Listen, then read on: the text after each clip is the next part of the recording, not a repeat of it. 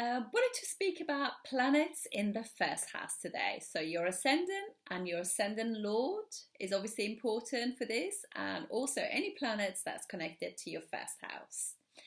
So first house is you and your ascendant, and the planet ruling that will be very important to you, your path, and who you are, what you are, and everything else. But also, any planet that goes in your first house influences you and influences the seventh house from there as well.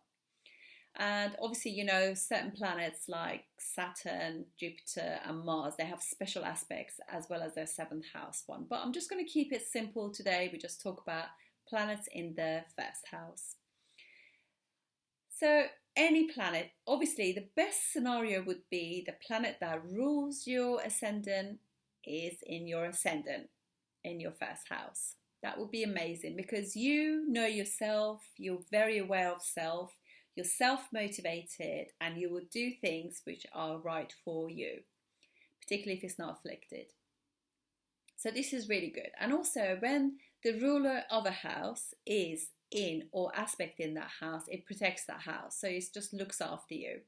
Even Mars, which is like malefic, or Saturn, that again, malefic, and the Sun.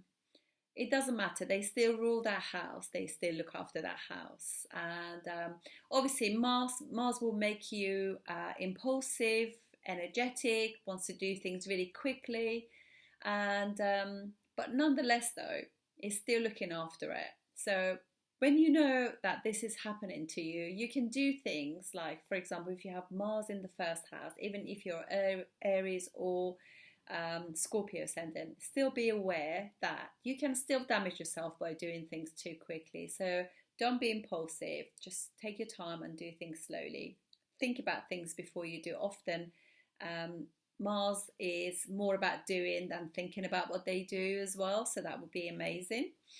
If Saturn is in your first house, so Saturn actually restricts the first house. So what it does, you kind of feel a little bit of lack, a little bit kind of can make you quite internalized, quite shy, retracted from society and everything if you're in the first house. But it gives you could be slender. You could be very much like more thinking inside than thinking outside, and internalized, that sort of person, but makes you deep as well, which is not a bad thing, I don't think at all. But what happens is it gives you, kind of makes you feel as though you have all this lack. But I find when at the age of 35, 36, when that Saturn actually then matures, then you start getting so much fruit from that Saturn, because Saturn also in the first house makes them at times lazy, but generally speaking they're hardworking people as well.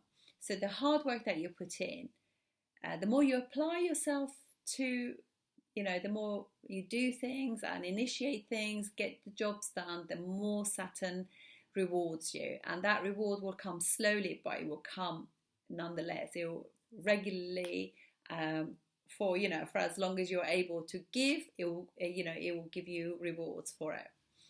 Obviously, if you have Jupiter in the first house, particularly if Jupiter is a good planet for you, it's lovely because it makes you happy, lucky, protected as well, because obviously any house also that it kind of aspects will be also protected. And it gives you the vision to just look forward to things, to happy wisdom, and knowing that things will work out as well. That will be another thing too. So that will be really lovely as well. And also it will just mean that people will enjoy your company because that wisdom and that sense of fun that comes with Jupiter as well. If you got Venus in your first house, then it means that you're attractive, you see beauty in everything and everyone, and you're diplomatic, you have some grace, and you're very gracious, you're kind, you are diplomatic to people, you want them to have as much say as you have, they like to share basically. And And it's obviously really good for relationships as well, because it'll be aspecting the house of relationships, and seventh house is also other people, business as well. If you have Mercury in the first house, the same as Jupiter, which I forgot to say, it has got directional strength in the first house, which is wonderful. So it just means that these people actually kind of naturally know logically how to apply themselves. They are very, very much on it. You know, I just think that when a planet has got directional strength, it's even better than them being exalted sometimes, because they are literally, they know how to aim and get things done. They're focused. And that makes you friendly, makes you active, makes you want to interact with others. You'll have lots of interests, you'll travel a lot, you'll be kind of a learned person. You're constantly learning, constantly moving. So these people could be really into exercise and meeting friends for different things. Yeah, fingers in a lot of different pies. And these people will be really good for business as well, because they got that kind of mind that really works extremely well. And then we have what else do we have? We spoke about Saturn, Rahu, Ketu. So if you have Rahu in the first house, you kind of learn about yourself. So you can come across a little bit like self-obsessed, if you like. But, you know, you've got to remember, these people really, they were so much into relationships before that they completely forgot about themselves in the previous life. So they're here in this lifetime. They want to do things for themselves. They want to explore and learn about themselves. And yes, they might come across a little bit like too much about themselves, and me will be the one, because obviously Rahu always wants to expand things. And yeah, but it will be quite interesting, because obviously they think outside of the box. They are very open to foreign things, unusual stuff, a mind that works outside the box as well. And this could bring a lot of opportunities for the person as well, absolutely. When Ketu is in the first house, you kind of like, you've done the me things now. So you could be quite detached from yourself, but very much into other people. So this could be a bit difficult, obviously, because you are the person. So, you know, it would be quite difficult to connect with you in a sense. So you need to work at that. So make sure that people can connect with you, can, you know, have your back and stuff like that. Because Kate always wants to cut something to do with that house. And if it's yourself, it's not great. But what Kate does give is spirituality.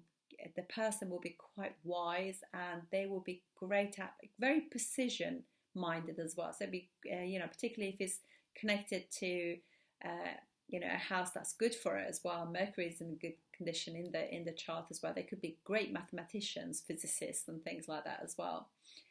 If Sun is in the first house, Sun actually sacrifices self.